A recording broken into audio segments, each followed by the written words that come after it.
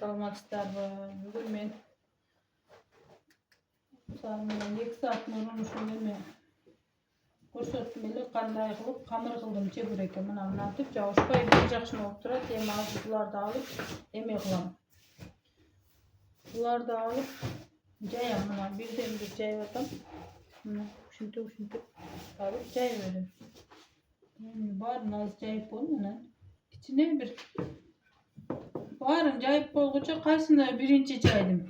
Oşondan başlap farştan salıp pişirip başlayıverim de. Sırası ile farşta salıp koyayım. Şimdi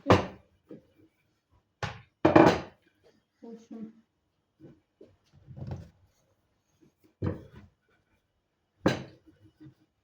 Yani biz acele duşağımda berip de duşağım menen kılış gerek. Her bir işte oşunda жақшы болады da. Men duşağım menen kılıp atam hazır. Oşo büyürse жақшы болады. Emi farştı mına dip jayıp aldım.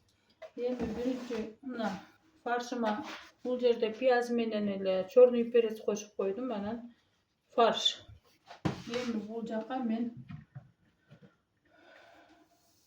sol salam. Конечно, barına sol salbaş gerek, biroq men sırasıyla salıp koyuyorum soldur. Oşo.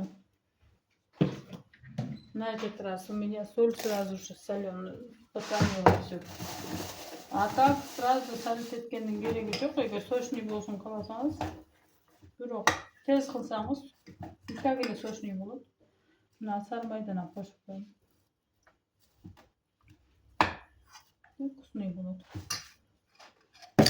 Эми буну farşını aralashtıram mынтип кол менен.